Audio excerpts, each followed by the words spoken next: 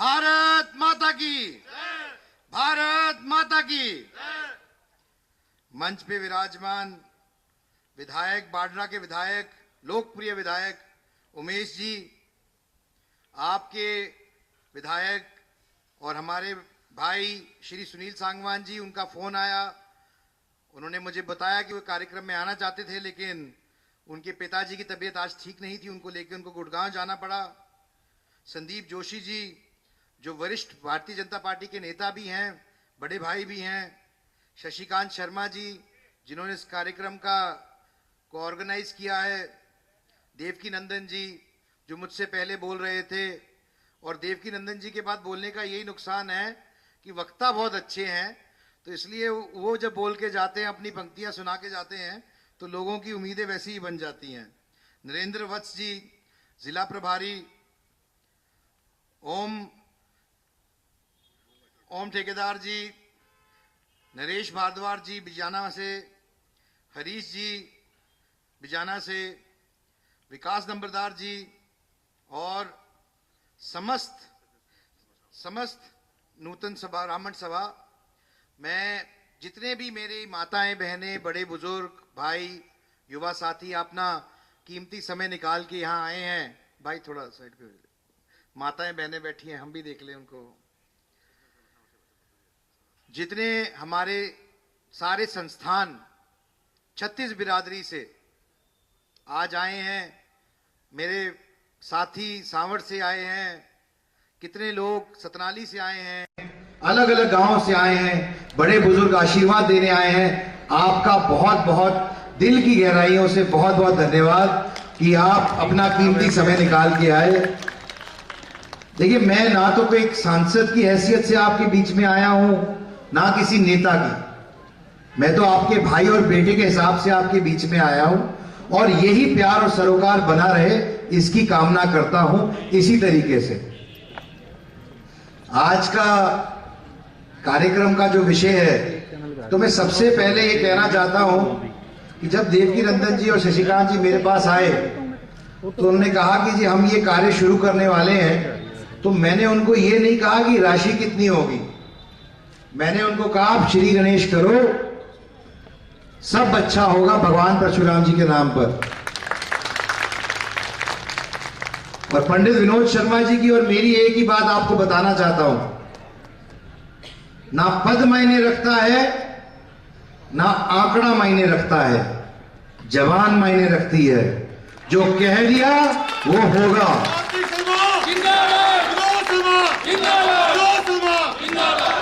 मुझसे पूछा गया था कि अभी कितनी राशि दे सकते हो, तो मैंने कहा 11 लाख, इतने ही बचे हैं, उतने ले लो पूरे। लेकिन साथ साथ ये भी कहा कि आप काम शुरू करो, काम रुकने नहीं देंगे किसी भी हालत में। भाई कार्तिक शर्मा, भाई कार्तिक शर्मा, भाई कार्तिक शर्मा। आज मैं इस 11 लाख के ऊपर और बोल के जाता हूं। जितना योगदान हमारे भाई हैं विधायक जी और सुनील जी, दोनों विधायक हैं, आप भी कुछ इसमें योगदान करिए। आप भी आज आए हैं, और जितनी मैंने घोषणा की है, जितना योगदान करेंगे उतना मैं और योगदान करूंगा। भाई कार्तिक शर्मा, भाई कार्तिक शर्मा, भाई कार्तिक शर्मा। जहां चाह है वहां राह है, किसी चीज की कमी नहीं है। और ये मैंने पहले ही कह दिया कि काम नहीं रुकेगा, चाहे कोई करे ना करे, चिंता ना करे। देखिए, मैं अपनी बात संक्षिप्त में कहूंगा। आप लोग काफी देर से बैठे हैं, मेरी माताएं, बहनें, बड़े बुजुर्ग, युवा साथी।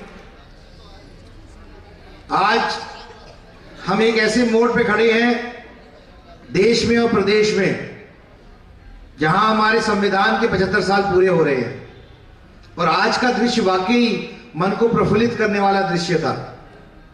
आज 36 बिरादरी ने, सबने मिलकर एक बहुत ही अच्छा कार्यक्रम का यहाँ आयोजन किया, और भगवान परशुराम जी की आज इस कार्यक्रम के अंदर सबने अपनी इस यज्ञ के अंदर आहुति डालने का काम किया यहां आकर। क्योंकि भगवान परशुराम जी सिर्फ एक समुदाय के आराध्य नहीं है, वो सबके भगवान है, वो 36 बिरादरी के भगवान है। और हमें उनकी शिक्षा, सोच, उनकी नीति उसका अनुसरण करना चाहिए अपने जीवन के अंदर। अपने बच्चों को सिखाना चाहिए, जो उनकी शिक्षा है, जो उनका संदेश है, उसको बढ़ाने का काम करना चाहिए। और भगवान परशुराम जी के नाम पर जो ये आज कार्यक्रम रखा गया है, समारोह के शुरुआत के लिए, इस भवन की शुरुआत के लिए, तो मैं बस इतना कहना चाहता हूं कि ये भवन एक तरीके से उनकी जो दिशा और दशा देने का काम किया उन्होंने, उसका अनुसरण करने के लिए प्रेरणा का स्रोत बनना चाहिए। मैं धन्यवाद करना चाहता हूं आप सबका कि आपने हाल ही में अच्छी वोटें देकर ऐसे विधायकों को चुनने का काम किया है जो लोग दृढ़ निश्चय से, सच्चे मन से, अच्छी नीयत से आपके बीच में सेवा भावना से काम करने आए हैं और आपने उनको विधायक चुनने का काम किया। भाई उमेश जी और भाई सुनील जी, और आप अच्छे हाथों में हैं। मुझे पूर्ण रूप से विश्वास है कि आपको इनसे अच्छे विधायक नहीं मिल सकते, और ये आपका जो भी आपकी कमियां हैं, दिक्कतें, समस्याएं रही हैं, वो दूर करने का काम करेंगे। क्योंकि ये श्री नरेंद्र मोदी जी की सरकार है देश के अंदर, और प्रदेश में श्री नैब सिंह सैनी जी की सरकार है, जो सबका साथ, सबका विकास, सबके विश्वास पे चलने का काम करती है, सबको साथ लेके चलने का काम करती है। और मेरा अनुरोध यही है कि ब्राह्मण समाज का भी यही काम रहा है, 36 बिरादरी को बांध के आगे ले जाने का काम रहा है। चाहे हम बात करें 1947 की लड़ाई की, आजादी की, या 1857 की जो क्रांति शुरू हुई, उसमें भी ब्राह्मण समाज का हमेशा एक योगदान रहा है, बहुत महत्वपूर्ण योगदान रहा है। देश के नवनिर्माण से लेकर ज्ञान विज्ञान की शुरुआत से आज तक, चाहे प्राचीन काल की बात करें, चाहे विज्ञान की बात करें, मैं शिक्षा की बात करें, वेदों की बात करें, पुराण की बात करें, प्राचीन ग्रंथों की बात करें, तो ब्राह्मण समाज ने हमेशा, चाहे आर्यभट्ट की बात करूं, भास्कराचार्य की बात करूं, साहित्य की बात करूं, या अपने शंकराचार्य और रामानुजाचार्य जैसे दार्शनिकों की बात करूं, ब्राह्मण समाज ने हमेशा दशा और दिशा देने का काम किया है समाज को। और आज उसकी ज्यादा जरूरत है कि जब हम कहते हैं कि आज से कई सौ साल पहले भारत एक सोने की चिड़िया होती थी, तो हम भारत सोने की चिड़िया का मतलब यह नहीं था कि हमारे पास सोना भरा हुआ था। इसका मतलब यह था कि हम भौतिक विज्ञान और विज्ञान और ज्ञान का केंद्र थे। क्योंकि जब आप संपन्न हो जाते हैं, हर तरीके से संतुष्ट हो जाते हैं, तब आदमी को विज्ञान और ज्ञान की जरूरत समझ में आती है। और ये भौतिक ज्ञान हमारे पुरखों ने कई सौ साल पहले, हजारों साल पहले इसको प्राप्त करने का काम किया था। आज हमारा दायित्व बनता है कि आने वाले समय में इस ज्ञान को बढ़ाने का काम करें, अगली पीढ़ी तक पहुंचाने का काम करें, ताकि वो भी वही संस्कार पा सकें जो संस्कार हम अपने पूर्वजों से मिले। मैं बात करना चाहता हूं कि किस तरीके की नीतियों पे आज भारत बढ़ रहा है और हरियाणा बढ़ रहा है। हमारे नौजवान साथी, हम दुनिया का सबसे युवा देश है, 65% आबादी देश की 35 साल से कम उम्र की है। तो जाहिर सी बात है कि देश का अधिकांश हिस्सा युवा है, और युवाओं की चिंता करना हमारा सबका दायित्व बनता है, क्योंकि वो हमारा भविष्य है। हमारे बच्चे कुछ पढ़ लिख जाते हैं, कुछ कम पढ़े लिखे रह जाते हैं। जो पढ़ लिख जाते हैं उनको उनका हक मिलना चाहिए, चाहे वो हक सरकारी नौकरी का हो, चाहे वो हक प्राइवेट नौकरी का हो, चाहे वो अपना रोजगार और व्यवसाय शुरू करने की बात हो, या उन बच्चों की बात हो जो किसी कारण से उन विद्या से वंचित रह गए हैं, कम पढ़े लिखे रह गए हैं। जो कम पढ़े लिखे रह गए हैं उनको भी रोजगार का हक है, उनको भी जीविका कमाने का हक है। और इसी सोच के तहत हमारे देश के यशस्वी प्रधानमंत्री श्री नरेंद्र मोदी जी ने ऐसी स्कीम शुरू की है जहां पे स्किल डेवलपमेंट सेंटरों के द्वारा जो बच्चे नहीं पढ़े लिखे वो भी 6 महीने का, साल भर का कोर्स करके 15 से 20 हजार रुपए की तनख्वाह पा सकते हैं शुरुआती दौर में, और अपना जीवन गुजर बसर कर सकते हैं, अपना आगे बढ़ सकते हैं। तो हमें युवा पीढ़ी की लड़ाई लड़नी है। जैसे पंडित विनोद शर्मा जी ने हमेशा से दबे कुचलों की आवाज उठाने का काम किया है, जिनकी कोई आवाज नहीं सुनता था उनकी आवाज उठाने का काम किया है। चाहे ईबीपीजी की लड़ाई की बात रही हो, चाहे धोली के मालिकाना हक की बात रही हो, या अन्य कोई विषय रहा हो जिसमें उनके ध्यान में या संज्ञान में बात लाई गई हो, उन्होंने हमेशा लड़ने का काम किया है। जो वंचित है उसके लिए लड़ने का काम किया है। और मैं भी आपको आश्वस्त करता हूं कि जो मेरे 2.5 साल का कार्यकाल है सांसद के तौर पर, मैंने भी उन्हीं के पद चिन्हों पे चलने का फैसला किया है, और मैं भी वैसे ही उन्हीं के दिखाए रास्ते पे काम कर रहा हूं, आपके लिए काम करूंगा। मैं इन बच्चों का भी धन्यवाद करना चाहता हूं जो इन्होंने बहुत सुंदर प्रस्तुति दी। मैं इन प्यारे बच्चों को भी ये कहना चाहता हूं कि अगले सत्र में, जो संसद का सत्र जो अभी चल रहा है फरवरी में होगा, तो दादरी हलके से भी जो बच्चे, मैं ड्यूटी आप सबकी, अपने भाई विधायक जी की भी लगाना चाहता हूं, उमेश जी की भी और बाकियों की भी, कि जो बच्चे अलग अलग क्लासों में फर्स्ट आए हैं उनको मैं न्योता देना चाहता हूं पटल से कि मैं आपको संसद का घुमाने लेके जाऊंगा, संसद का एक बार दिखाना चाहता हूं, क्योंकि 75वीं सालगिरह है हमारे संविधान की। तो हमारे बच्चों को भी पता होना चाहिए कि हमारे देश का संविधान कहां है, कहां बनते हैं कानून, कैसे बनते हैं, क्या प्रक्रिया है। तो बच्चों आप सबको न्योता देता हूं। दादरी हल्का एक ऐसा हल्का है, पूरा का पूरा जिला ऐसा है कि जहां हमेशा मुझे आपका प्यार आशीर्वाद, मुझे मेरे पिताजी को, मेरे परिवार को मिलता है। तो दादरी हल्के के लिए और पूरे जिले के लिए हमारे दिल में विशेष स्थान है। तो मैं इसीलिए ये कहना चाहता हूं कि सिर्फ भगवान परशुराम जी के भवन की बात नहीं है, आपकी भावना की बात है, और आपकी भावना की कदर होएगी, हमेशा होएगी। इसलिए आपको दोबारा बोलने की जरूरत नहीं पड़ेगी। जैसे मैं आपकी भावना समझता हूं, आप भी मेरी भावना समझिए। क्योंकि ये मेरे लिए परिवार है, मैं परिवार में आया हूं और परिवार में आता रहूंगा। और जब परिवार के जनों को दिक्कत समस्या होती है तो अपनों के पास ही आते हैं, किसी और के पास नहीं जाते हैं। विनोद शर्मा, मैं आपको एक बात और आश्वस्त करना चाहता हूं कि हमारे मुख्यमंत्री एक ऐसे मुख्यमंत्री हैं, श्री नैब सिंह सैनी जी, जो एक कर्मठ मुख्यमंत्री हैं, जो दिन रात लोगों से मिलने का काम करते हैं। सुबह 5 बजे हो या रात के 2 बजे, उन्होंने मुख्यमंत्री आवास के दरवाजे खोल रखे हैं कि कोई भी आम जन आकर उनसे मिल सकता है, अपनी दुख तकलीफ बता सकता है, और उसका समाधान वहीं पर मौके पे करने का प्रयास करते हैं।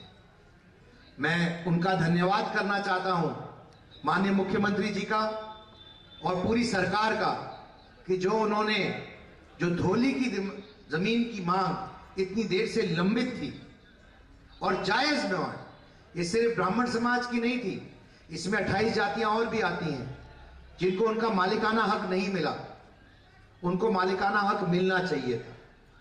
और मैं आज इस मंच से उनका धन्यवाद करना चाहता हूं कि उन्होंने ये सरकार बनने के पहले महीने के अंदर ही इसका अध्यादेश किया, ऑर्डर किया, और ये अध्यादेश जारी किया गया है।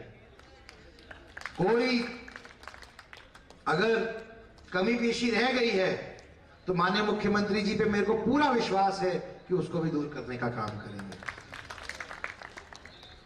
जब भगवान परशुराम जी का हमने भव्य आयोजन किया 2022 में करनाल में, तो आप सबका आशीर्वाद मिला, भरपूर आशीर्वाद मिला, और आपके आशीर्वाद से मैंने पूरे हरियाणा राज्य के अंदर 22 के 22 जिलों में हर जगह जाकर सबसे मिलकर रायशुमारी कर 13 बिंदुओं के ऊपर सहमति बनाई कि ये 13 मांगे हैं समाज की। उनको मैंने माननीय मुख्यमंत्री के सामने रखने का काम किया और मैं धन्यवाद करना चाहता हूं माननीय मनोहर लाल जी का कि उन्होंने हमारी बात मानी और मंच से ही वो बात मानकर उनमें से 11 चीजें कार्यान्वित करने का काम किया। जो 2 विषय रह गए हैं, मुझे पूरा भरोसा है कि हमारे मुख्यमंत्री श्री नैब सिंह सैनी जी उन पर भी बहुत जल्द मोहर लगाकर पूरा करने का काम करेंगे।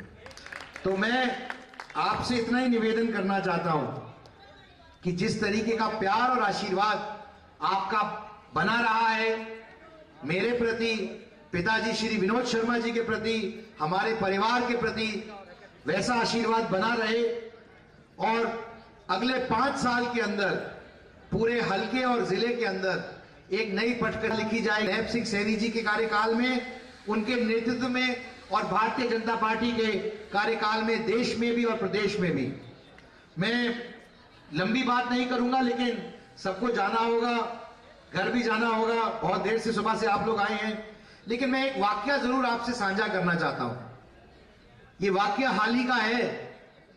लोकसभा के चुनाव के दौरान मेरा करनाल जाना हुआ तो वहीं पर एक लड़का मुझे मिला जो मेडिसिन कर रहा था, डॉक्टर की पढ़ाई कर रहा था, और उसने मुझे वाकया बताया जो भारत की, किस तरह से भारत दुनिया में आज भारत को देखा जाता है, उसकी क्या संज्ञा बन गई है, आज भारत की क्या विशेषता है, भारत को किस नजरिए से देखा जाता है, उसका एक बहुत अच्छा उदाहरण है।